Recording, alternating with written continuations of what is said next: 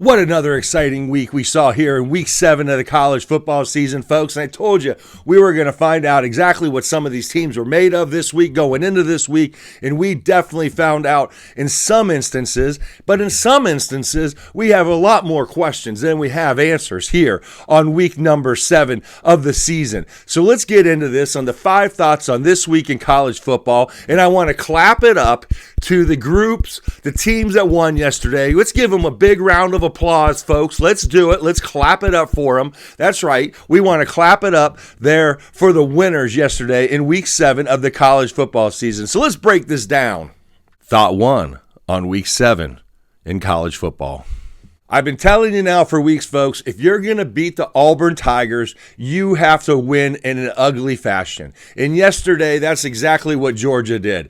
That was an ugly football game from beginning to end. Both teams had a lot of ugliness going on, but really, Georgia looked absolutely pathetic in the first half. Auburn just dominated that game up until the questionable touchdown/fumble.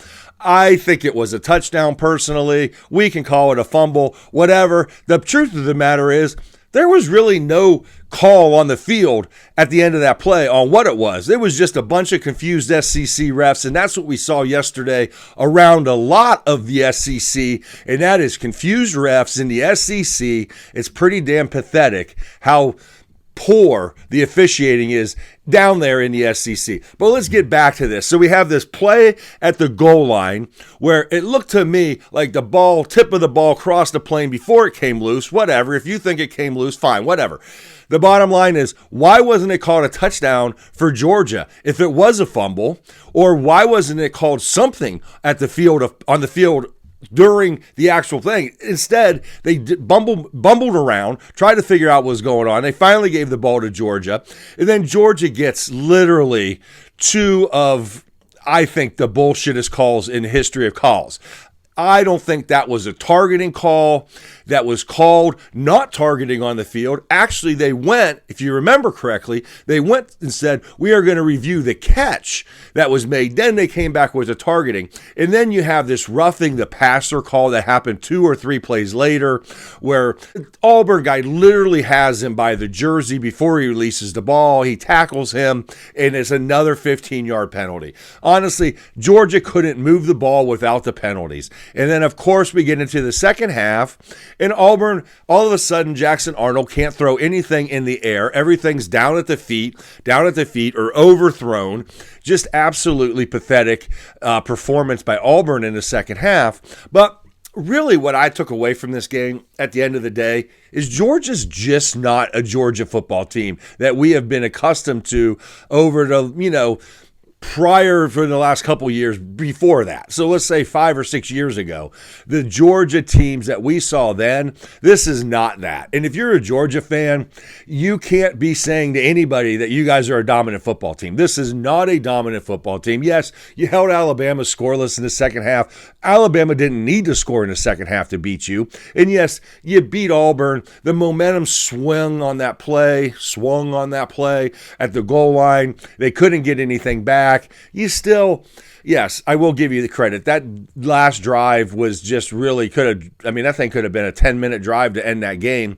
They ended up scoring on that instead of downing the ball, which Kirby was ripping his quarterback for that. Gunner should have slid. He ended up scoring, whatever. It doesn't matter. It was 13-10. 20-10. The only difference is the people that had Auburn in the 3.5 are the losers today. Bottom line here is that Kirby Smart tried to convince the world that he wasn't calling a timeout, and the silly SEC officials bought this crap. And quite frankly, it's sad that the fact that Kirby Smart would then go on to his press conference and say, well, no, they were clapping. Bullshit, Kirby. You were calling a timeout. you convinced ththose refs that somehow you were clapping to get their attention. The whole world saw it. And if you're a Georgia Bulldog fan and you're saying anything other than he was calling a timeout, and trust me, there's a lot of smart Georgia Bulldog fans online that are saying he was calling a timeout. But then there's the dummies. That's right, the dummy dogs out there calling it. Oh, Kirby was just saying they were clapping. They were clapping. He hadn't brought up that clapping thing one time during the game. Yeah, I brought it up to officials before, but I didn't see him making a fit about it all game long. And then all of a sudden, he comes out with their clapping. Well, here's what I think we should do. We should have the John Gruden rule in college football, and that is there is no clapping on either side. You either come up with a cadence and a snap count that works in these things, silent or verbal, but you can't do this clapping bullshit. It is a bunch of crap, and that's what it is. They can't teach quarterbacks how to do a cadence. Bad coaching. The bottom line here is Kirby Smart. Dude, you won the game. Everyone saw it on national television. It wasn't a question whether you were calling a timeout or not. You're the only one fooling yourself, thinking that you're passing this lie on the smart people of America. He is a bona fide liar, and that is the truth of the matter. After that play yesterday, he has no credibility anymore. He's not Kirby Smart. He's Kirby. Go out there and gaslight you until you freaking see it his way. Just absolutely pathetic. But at the end of the day, the Georgia Bulldogs won the game, but I wouldn't be very happy if I was a Georgia Bulldog because that is not a very good football team. In terms of a national championship caliber team, yes, it's a good football team. Don't get me wrong. But it's not a national championship caliber team. And for the last 10 years or so, Georgia thinks they're a national championship caliber program. And the bottom line here is that's not a national championship caliber team. I hate to tell you, it's just not. And you aren't going to get through this season without having another loss or two on your schedule playing the way that you're playing now. End of story on that. So there you go. Georgia ends up beating Auburn in what a lot of people will say was controversial in many different ways. I'm going to leave it at this. The bottom line is Auburn couldn't score in the second half. And that didn't have anything to do with clapping or anything to do with the fumble in the first half or anything to do with any of that. So anyways, bottom line is Georgia wins an ugly game, which is how I thought they were going to win it if they won it at all down there in Jordan-Hare. And the Auburn Tigers, again, just can't get over the hill here and get anything done. Thought 2 on Week 7 in college football. Let's talk about another team, man, that just does not look like a college football playoff contender to win the national championship. They might be a contender to get to the playoffs, but they're not a contender to win the national championship, and that is the LSU Tigers, man. Another game where the referees, I don't want to say altered the outcome of the game, but definitely made some weird calls, to say the least, that both ways in a way. But the bottom line, it just shows the SEC officiating is less than stellar, considering they pride themselves as this great conference, but yet their officials are literally the joke of college football. So let's talk about Garrett Nussmeier here real quick. Again, we've been saying this since the beginning of the season, guys. Garrett Nussmeier is a turnover machine, and here he is yesterday, 2 interceptions. Just, again, the one for sure, just not a great decision down there, down on the goal line. It just was a bad throw. I don't know what he was thinking, but anyways, he almost blew this game again. If you remember, they're in the game to close it out. They're down at on the goal line, and Nussmeier fumbles the ball. Luckily, gets back on top of it to recover it, but this was almost it was almost a travesty that they could potentially lose this game again, considering where they were, and if Nussmeier doesn't get that fumble back. So the bottom line here is, look, LSU's defense is playing pretty damn well. I thought they held Lenore Sellers yesterday intact most of the game. He broke out and made some decent runs, but overall, pretty decent performance by the defense of LSU. But the offense just isn't clicking, man. With these receivers and this supposed great quarterback in Nussmeier, I just don't see them going very far if they make it to a playoff, just because you can't trust Garrett Nussmeier to take care of the football. And at the end of the day, that's what you need out of your quarterback, is you need a quarterback that's going to protect the football. And this is not happening for Garrett Nussmeier. He's a turnover machine, and he puts his team in bad positions and makes them have to fight out of it and win games that, quite frankly, they should have won in a better format or fashion than they won that game yesterday against South Carolina. So I don't know what Brian Kelly's going to do with that offense. I thought he would have it fixed here since 3-4 weeks now, that this thing just doesn't look very good. And Garrett Nussmeier is just making dumb decision after dumb decision when it counts and costing his team points for sure. That interception that I think was the second one definitely cost his team points. They should have scored on that drive. It shouldn't have been as close as it was. And he almost blew the game at the end with the potential fumble. So, again, LSU, I want to think they're talent-wise super good, but they're just not producing super good results on the field, even though they're winning. And I'm a little concerned that as the games get bigger here going into November, and they do, I don't know that he's going to be able to win these football games. And that's kind of questioning his ability to go out there and not make mistakes. And that's what we've seen from Garrett Nussmeier all year, is he's mistake prone. And these mistakes are going to catch up to him, although they didn't yesterday. And, you know, South Carolina, for all the praise coming into the season, look, they're just not that great. Lenora Sellers is an A-OK quarterback. He's not a first-round pick. If you waste your time and money on this kid in the first round, you're going to find out you got nothing out of it, because this kid is not a superstar, first round, first day, first top 10 pick. He's just not. You can watch his games, you can watch his throws, you can watch his runs. He's just not there yet. Now, could he get there? Maybe. But I don't think so, folks. I don't think he is the quarterback that he was projected to be just 4 or 5 weeks ago. He's not looking like it. So that's where we are. LSU finally outlasts the South Carolina Gamecocks yesterday in Death Valley. Thought 3 on week 7 in college football. Now let's talk about a team that is looking the part, and that, my friends, is the Indiana Hoosiers. Yesterday, they went in and they beat the Ducks by 10, but the truth of the matter is they probably should have beat them by more. You know, Fernando throws that pick 6 that gives the Ducks, you know, the 20 points there to tie that game up, and or to have it a tie game. And, you know, we go into the fourth quarter. We got Dante Moore throws 2 interceptions. Now, the one was ricocheted off, went up in the air.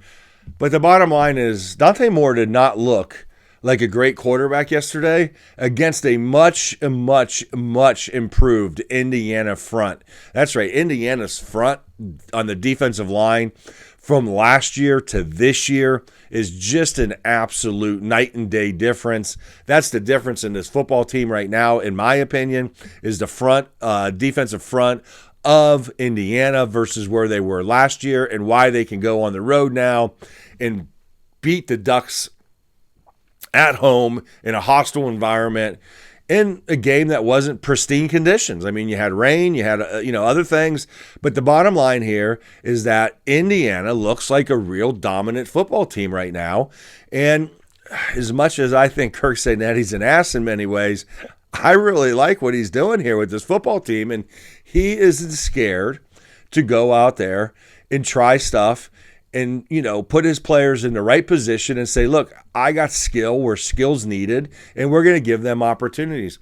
Again, Fernando played a pretty decent game. He had the turnover that led to a touchdown on the pick 6, but overall, he played well. I still think as we look today, I mean, who is the Heisman Trophy contender outside of Fernando right now? We thought it might have been Dante Moore, but he didn't look very good yesterday. And obviously that win over Penn State just a few weeks ago, although I'm not going to say it wasn't a good win for Oregon, but it doesn't look as good now. But I think a lot of that has to do with what Oregon did to Penn State, as much as Penn State is losing now. But the bottom line here is that Fernando, he looks like the guy that's probably in the driver's seat for the Heisman Trophy right now. He obviously has to go on the road to Penn State without Drew Aller now, so who knows what that's going to look like. That big game just turned into nothing. And, you know, we'll see exactly where Indiana is at the end of the season, but right now they're in the driver's seat to win the Big Ten and play Ohio State in the Big Ten championship game if everything goes as planned here for Indiana. And that'll be real interesting to see where they're at. Could Indiana end up with like the number one seed in the college football playoff? Well, if they got to the Big Ten championship and played Ohio State and beat them, that would be probably what would happen. So that would be quite amazing in itself, just to say Indiana's even in the top 4 of the college football playoff. But this team looks like a real contender, and you got to give it up to them. And what it's doing here, folks, is it's putting pressure on all the other coaches in the country that aren't performing, that aren't producing. When you can say, Indiana, think about this. Indiana is probably the worst football team in the history of college football, the whole time. You know, for at least for Power 4, for sure, I would say.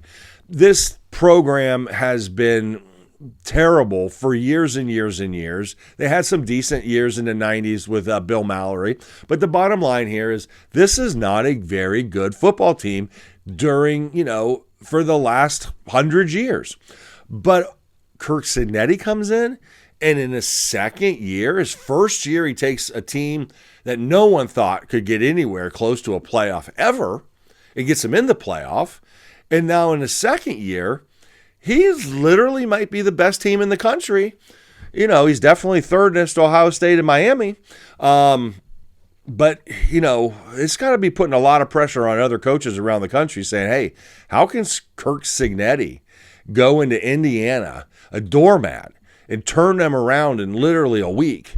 And then in the next second year, he's got them playing, you know, and beating Oregon on the road. And quite frankly, it should have been 30-7. It should have been 30-13.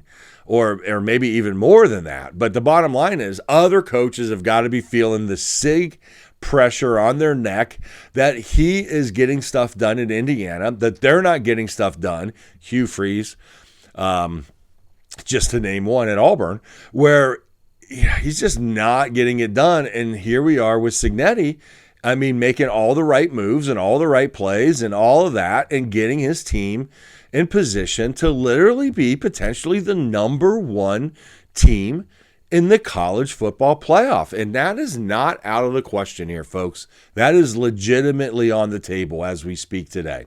Indiana could be the number one seed in the college football playoff, and it will literally take one win against Ohio State in the Big Ten championship game if Ohio State gets there, or whoever they beat in the Big Ten championship game if they got there. And that could be the difference of Indiana being the number one seed. And if that's the case, that is absolute madness. That's right, madness, because this is, like I said, a perennial doormat. And for them to be where they are in such a short period of time is obviously a big part of Kirk Cignetti's genius. And I hate to say genius and Kirk Cignetti in the same sentence, but here I am doing it. So there you go. Indiana goes on the road into a tough place to play in not pristine conditions and beats Oregon and I would say in a pretty good fashion, especially in the fourth quarter. I mean, Indiana really looked like the better team in the fourth quarter for sure. And that's when it really matters. And they put the pressure down on them. So there you go. How are the Ducks going to recover? We're going to find out here in the next few weeks. But I don't think they're out of this playoff hunt by any means. And they are definitely going to be a challenging contender for anybody who has to go into Autzen Stadium in that first round for sure and try to beat that Ducks team. Thought 4 on Week 7 in college football. Hindsight 2020, folks. I don't think John Mateer should have played yesterday.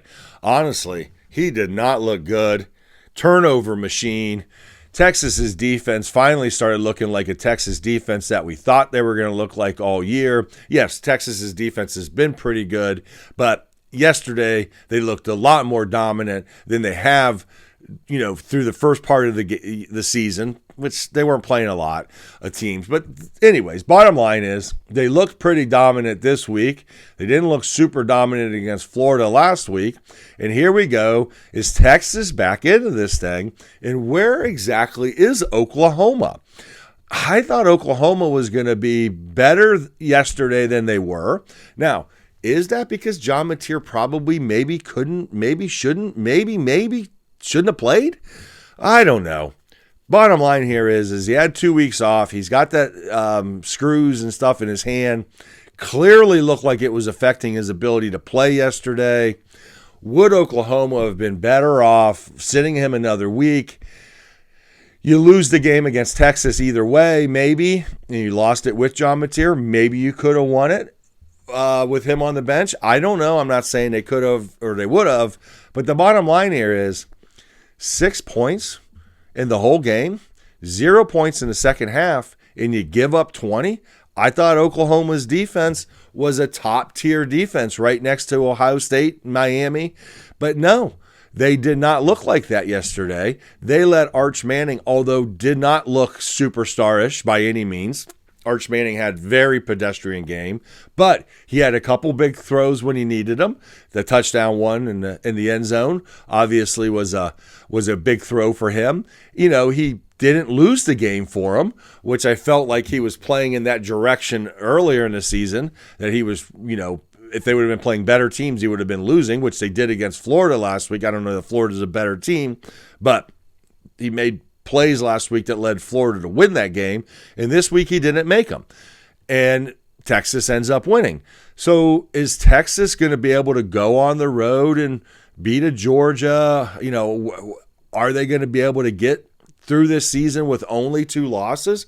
Time will tell, but I thought overall they played a little better, but I'm putting a lot of this game squarely on Oklahoma's shoulders. Something about this Oklahoma-Texas game right now has got Oklahoma, bamboozled, and they need to get it fixed. I don't know if that's a coaching change or what, but definitely they can't continue to lose this game and not have, a national champ. It's one thing to lose, like Ryan Day. He lost to Michigan, but he brought home a national title. So as much as I'm upset about that Michigan game, and still to this day, we at least have a national title to show for it. When you're losing to Texas and you're just playing in a bowl game at the end of the season, which very well Oklahoma could be doing here with the schedule they've got left, they got to play LSU, they got to play Alabama, they got to play a tough schedule here. Bottom line here is, can they get through this schedule with only one more loss at Oklahoma? And I'm not so sure they can. And if they can't, there's a very good chance they won't get into the playoffs with the 3-loss, because they're going to have multiple 3-loss teams here in the SEC. They're going to be vying for that playoff spot. And I don't know that Oklahoma is going to have the wins at the end of the day. They really needed this win against Texas. So give it up to Texas.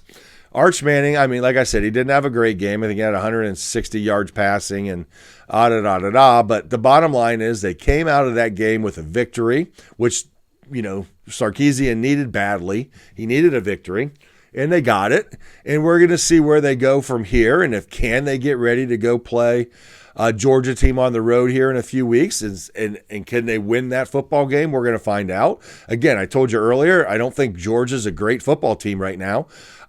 When I say great, I mean great to what Georgia thinks their standards are, which is national championship. I don't think they're a national championship contender, although they may be a playoff team. So where does Texas go from here? And what does Oklahoma do after that loss? And how do they get prepared to not have any more losses the rest of the season, which is going to be extremely challenging. So overall, a pretty good day in Dallas. Not a super exciting game per se in terms of scoring. Bottom line here is that Texas won, and Arch Manning has the monkey off his back for a little bit because it's a big win to beat Oklahoma when you're a Texas Longhorn fan. Thought 5 on this week in college football. Well, we're going to talk about a couple different things here in Thought 5, and we're going to talk about two teams that I think we got to start asking ourselves, where are these two teams going to really go here? And the first one's going to be Alabama. They went on the road yesterday to Missouri, and they got a good win there. Missouri made some mistakes. Bo was up and down there with his play at quarterback, but bottom line is they went to a challenging place to play, I think, just because it's not your typical SEC environment for Alabama. It's not LSU. It's not Georgia. It's not Tennessee. It's Auburn. It's Missouri. And, they don't have a long history with Missouri there at Alabama, but they went in there and they won it. Ty Simpson is starting to look, like a Heisman Trophy contender here, and they're making the right plays.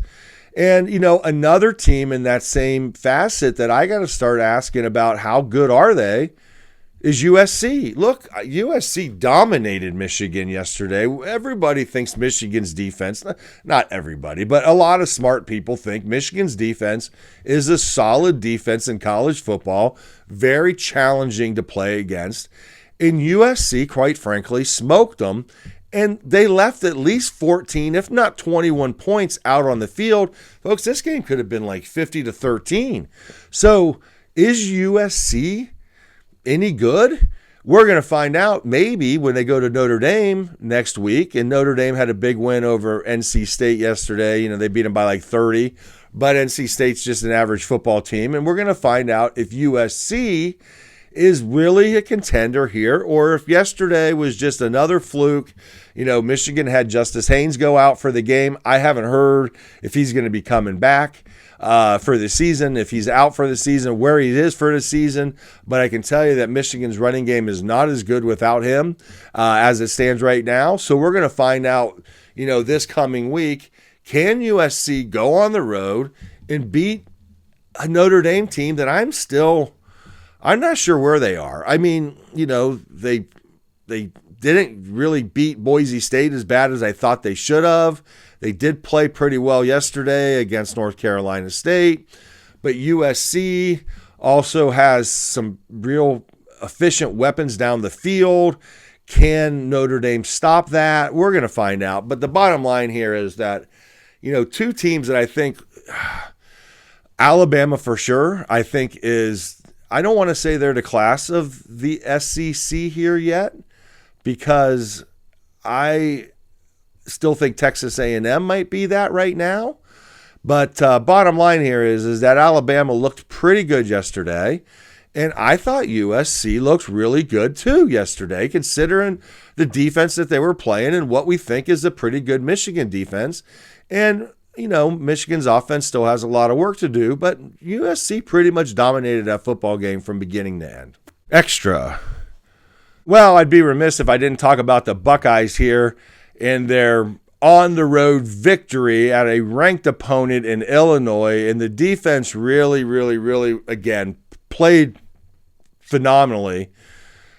Forcing Illinois into turnovers, 3 turnovers, plus the turnover on downs with the knee down on the punt, which really Ohio State didn't do much with. That was Illinois' fault. But anyways, the bottom line here, Ohio State 6 for 6 in the red zone. They still kicked 2 field goals. I wish they could score those in the touchdowns. But overall, this is looking pretty damn good for an Ohio State team who's able to bring along an offense throughout the season with a great, great, great defense. Definitely, if not the number 1 defense in the country, definitely the top 2 defenses in the country. I'm not sure who I'd put next to them. I know I'd put Miami, in that talking point, but not to the point of Ohio State. I thought I had Oklahoma in that talking point last week, But in that second half yesterday against Texas, that clearly turned around a little bit. So bottom line here is Ohio State's defense is so suffocating that they can bring the offense along. And we're into week 6 for the Buckeyes. There's 6 games under their belt, 6 to go. By the time this season, comes to a roll, to a stop, and we get into the Big Ten championship game and we get into the playoffs, barring no injuries, of course, we are looking at a potential, just a suffocating defense with an offense that just can't be stopped with Jeremiah Smith, Carnell Tate, Bo Jackson, and obviously Julian Sayin, folks. Statistically, he's the best quarterback in the country. With everything, you wrap everything into a ball. He might not be the best of everything, but he's the best statistically playing right now in the country here. I don't think there's anybody really that's playing on I guess Ty Simpson right now might be, but he's got the loss under his belt. But anyways, bottom line here is Ohio State's suffocating defense. Brett Bielema wants to give Ohio State's some credit, but I wish I would have sped up the offense quicker. They couldn't stop us. I don't know about that. I think maybe once you're up to a certain point, Brett, you lose a little bit of focus. It was 34 to 10. It's not like, all of a sudden we start throwing, a little speedy offense out there. Oh, yeah, we should have done that the whole game. I don't think that would have been the difference maker. Trust me. The bottom line is you turned the ball over too many times. You made too many crucial mistakes at home to win a football game like that. And Ohio State isn't going to not take advantage of your mistakes, and they're not going to make those mistakes. And they didn't yesterday. And the bottom line is that Ohio State, I moved him down to number 2 last week. We'll see where I have him in the Baker's Dozen poll this week. But the bottom line here is that Ohio State is definitely one of the top 2 teams, if not the top team to beat in the college football season so far through half the season. And that's really the truth of the matter, folks. Quick hitters. Let's talk about some quick hitters real quick that didn't fit into my 5 thoughts. And that's the Texas A&M Aggies, man. I'm telling you, this is the best team in the SEC right now, in my opinion. I thought I had Ole Miss ranked higher than Texas A&M last week. That is clearly going to change this week with that performance that Ole Miss had yesterday against Washington State. Yes, they won the game 24-21. They were 33.5-point favorites in that football game. Washington State is not a very good football team overall, and they went down there into Oxford, and I'm not sure what was going on. I know they were looking forward to Georgia next week down there in Oxford, but to come out and play that kind of performance against that kind of football team is really discouraging on where Ole Miss can go. In terms of how deep they can go into playoffs, because I just don't think teams that are going to go deep in the playoffs struggle against teams like Washington State, but here we are. So we're going to find out what happens there. But Texas A&M, man, they got a great defensive line. They've got a solid running game. Marcel Reed is playing out of his mind at quarterback, and they can get you into a game that, they just pull away and they kind of strangle you a little bit, and you think you're playing well, and next thing you know, you look up. I thought Florida was playing pretty well. Come out in the second half, thought they could tie the game and go, and boom, nothing. They can't do anything against that Texas A&M defense. So give it up to Texas A&M.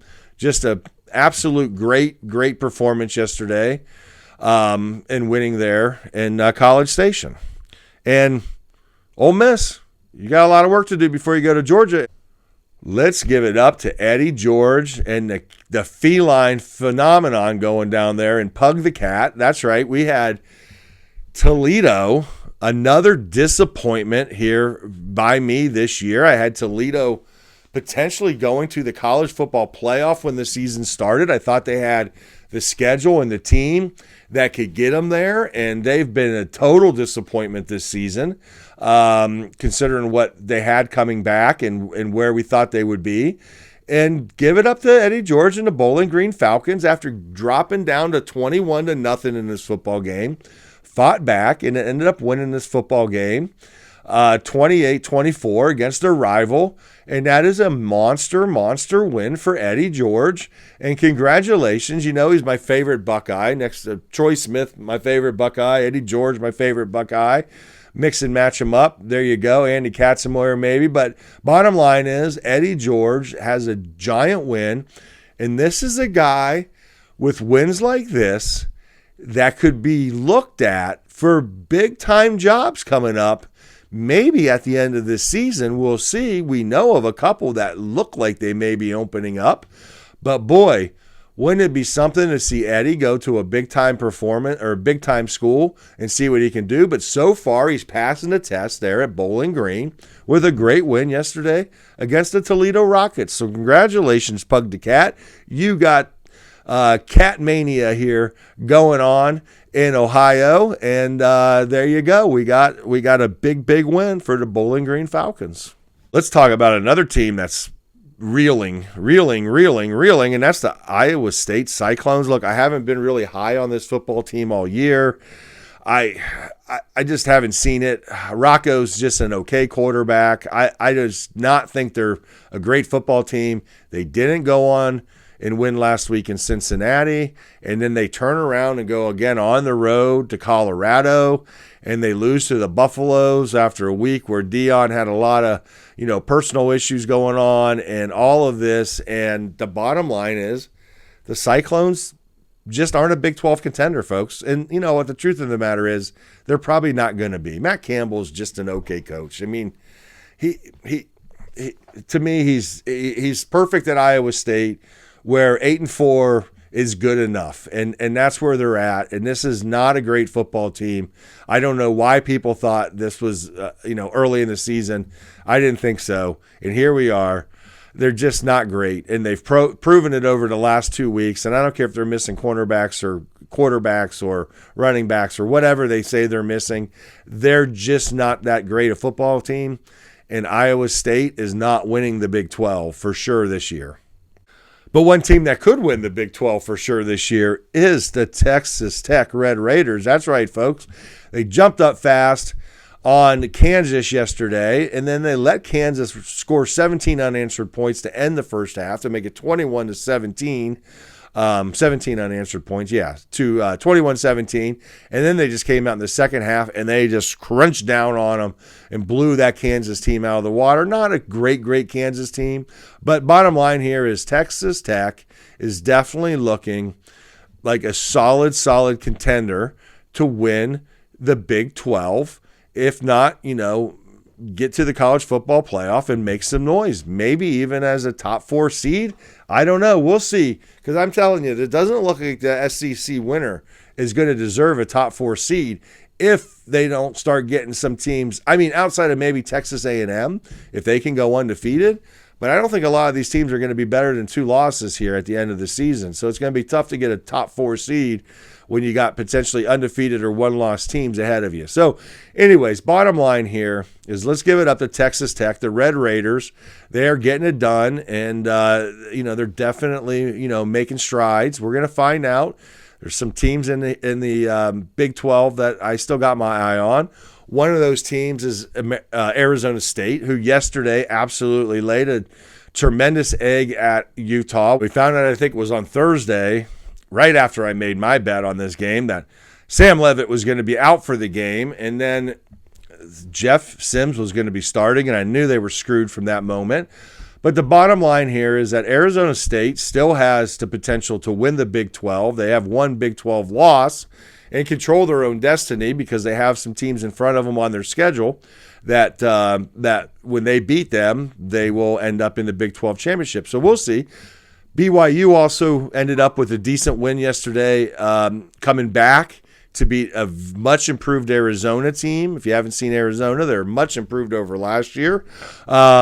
So this Big 12 is going to get real interesting here over the next few weeks, but we know Iowa State is out of it.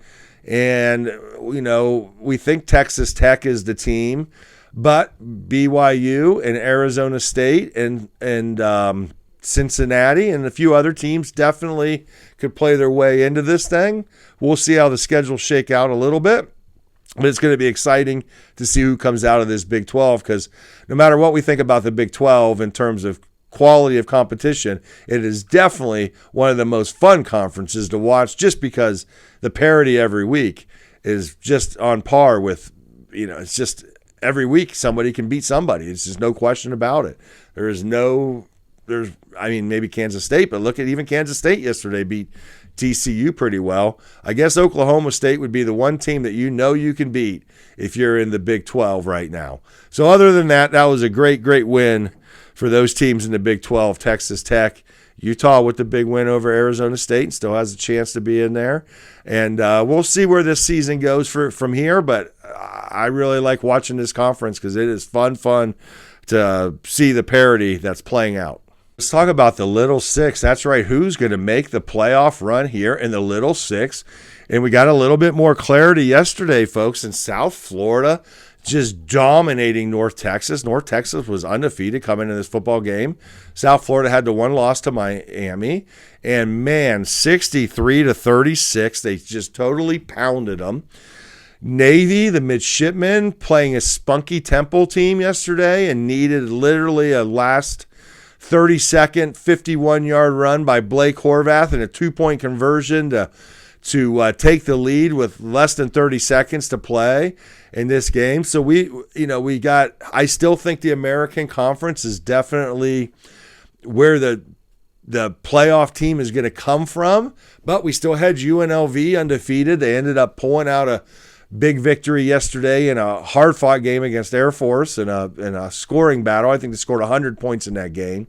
So this is going to get real interesting, but I think Memphis was off yesterday, so they didn't play. But we've got a lot of big battles here, especially in the American Conference, and it's going to be an incredible November. Remember, I think we still have Navy plays both Memphis and South Florida at the end of the season. I'm pretty sure that's the case.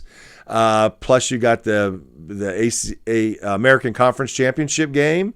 So this is going to be quite the battle coming down. But, man, these teams are really, really battling, and they know they can't lose a game if they want to have a chance here. And because, UNLV, now they do play Boise coming up in a few weeks, so we'll see where that game goes. And I don't think Boise's a contender with 2 losses right now and potentially 3 if they lose to UNLV. But I really think the American Conference is going to produce the Group of 5, Little 6 contender here. So we're going to find out. But great win by those teams yesterday, Navy and USF, in that conference there, kind of shaking out the top tier of the conference. Last but not least, I want to give it a little clap it up. That's right, we're clapping it up again, folks. Here to the Kent State Golden Flashes. That's right. My daughter goes to Kent State, so I love it when they win a football game. And they don't win a lot of football games there at Kent State, at least since she's got there. I think she's the curse of the football team. But yesterday, the Kent State Golden Flashes beat down the worst team in college football in Division I. That's right. That would go to Kent State last year, but now we have a new worst team in college football for sure, and that is UMass after getting absolutely demolished yesterday by Kent State. So congratulations, Kent State, on a big win. That's 2 wins you've got this year where you've dominated the heck out of teams that are actually not as good as you, and that's saying something because there wasn't anybody that could say that last year, and here you are, at least the 134th best team in college football. All right, folks, there's the show for this week. That's right, week 7 of the college football season. We're going to find out even more next week. We got some big games coming up next week. We got Alabama and Tennessee. Are they going to be smoking cigars down there in Alabama this year after coming off the loss last year to Tennessee? Can Tennessee's offense keep on rolling? Is their defense going to be able to stop anybody? That's the question. They had a little trouble last week against yesterday against Arkansas, which I thought would be improved with Bobby. We got USC playing at Notre Dame next Saturday night, which will be interesting. This could be a playoff game, folks. Like, if USC wins this game, it's over for Notre Dame. They're not getting in the playoff. I still think it's a hard chance for them to get in the playoff as we speak right now. But bottom line is Notre Dame's going to have a top 25 win for at least a week, because if USC's not in the top 25 this week, it's an absolute shame. So that'll be interesting. We got some other few big games. We got Ole Miss traveling to Georgia, so that's going to be exciting to see who can actually win that game. And honestly, that could be another potential game that could knock a team like Georgia out of the playoff hunt, because if Georgia loses this game and loses one more, I mean, there's a chance that they could not be a playoff team, depending on what happens. So it'll be great to see. And is Ole Miss the team we saw a few weeks ago, or are they more like the team we saw yesterday? I think it's going to be somewhere in between. So we're going to see if they can get that win. Will Kirby call a timeout, or will he actually clap his hands? Who knows? We'll find out next week. But anyways, overall, a pretty exciting week number 7. I told you this season was going to look a lot like 2007, and here we are. We don't have the number 2 team getting upset every week, but we do have a lot of competitive football going on, and we have a lot of races that, quite frankly, I would dare anybody to tell me who the best team in the SEC is right now, and that pick will be the pick that they would say in 2 weeks later. I think it's Texas A&M right now. Last week I thought it was maybe Ole Miss. I still think it could be Tennessee, even though they got the loss to Georgia, which they should have won that game 3 times. I don't know, but we're going to find out here over the next 3 weeks as we head into November, and it's going to be exciting then. But we're going to find out a lot more this coming weekend when Tennessee rolls into Alabama. USC, are they for real as they roll into Michigan? And, is who's going to win that Georgia-Ole Miss game? It's going to be real interesting. So bottom line is we're on to week 8. Stay around on Tuesday. We'll be releasing the Baker's Dozen poll. That's right. What is the Baker's Dozen poll going to look like this week? Well, it's definitely going to have some changes. No questions about that. And then on Thursday, we'll do our weekly predictor show and see how we did last week. I think we did okay, better than we did the prior week. So we'll see where that is. So again, thanks for joining. Don't forget to hit that subscribe and like button. And as always, gather around in ALTT. We'll see you soon.